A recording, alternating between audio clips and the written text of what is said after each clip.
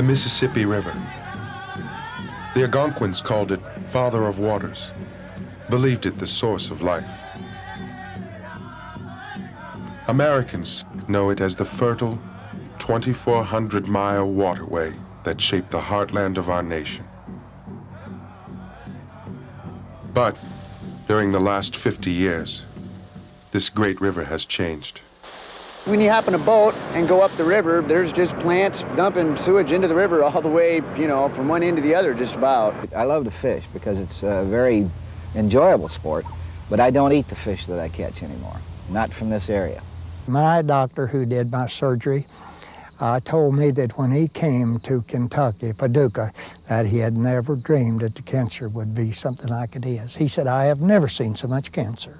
We found in looking at 10 major discharges up and down the river that there's 10.5 million tons of toxics per year that the Pollution Control Agency allows into the river.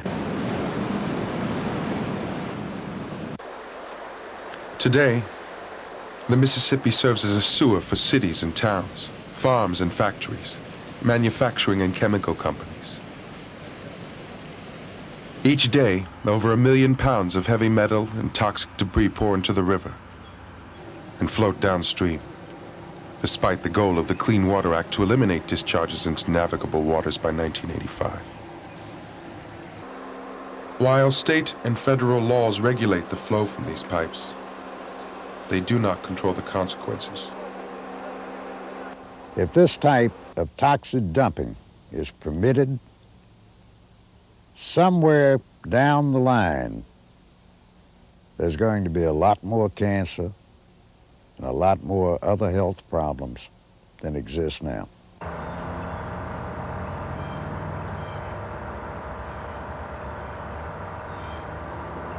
Greenpeace's laboratory boat, the Beluga, traveled the Mississippi from Minneapolis to New Orleans, 3 years after the 1985 deadline, examining the effects of continued river pollution.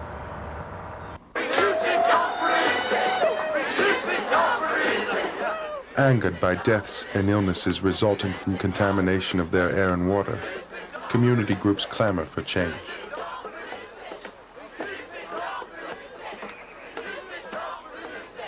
They work to prevent the flow of toxic emissions at the source. We've got limited resources and unlimited demands on those resources. And if you don't start sequestering, pulling aside certain precious resources like water, air, minerals, other things that we're not going to reproduce in the next 20 minutes, that if we don't protect those things, we're going to be doing without. You're not going to be able to do without water or air very long. In Louisiana, between Baton Rouge and New Orleans, industrial and chemical plants manufacture products which permeate American life, from household cleansers, pesticides, and plastics to phonograph records and credit cards. Each plant pours a steady stream of toxics into the Mississippi. From this, the city of New Orleans draws its drinking water. Dangers to public health can only be imagined. There's nobody doing any research on cumulative impacts. They're extremely difficult to do, but there's nobody really looking at cumulative impacts of all these chemicals on the population, either in the plants or in the community at large. And it's kind of like knowing that people are ending up in the hospital from automobile accidents, but having no police reports on how the accident occurred. It's just people saying, well, gosh, this big thing came and ran over me. Across the levee, 100 yards from Revealtown, a Georgia golf plant produces vinyl chloride. Exposure to this chemical can induce a rare, incurable form of liver cancer. One time I'd hang my clothes out here on the line where I'm sitting, and chlorine came that day. And all the stuff was on my clothes, and it had it all like it was starchy clothes. Just like something like salt, People don't wake up with powdery substances on their car. People don't wake up in the middle of the night trying to breathe from a chlorine spill. People don't wake up seeing grass have turned brown from a chlorine spill. Something is wrong. 18 years after the plant opened, the entire population had to be relocated. Vinyl chloride traces were found in the blood of local residents.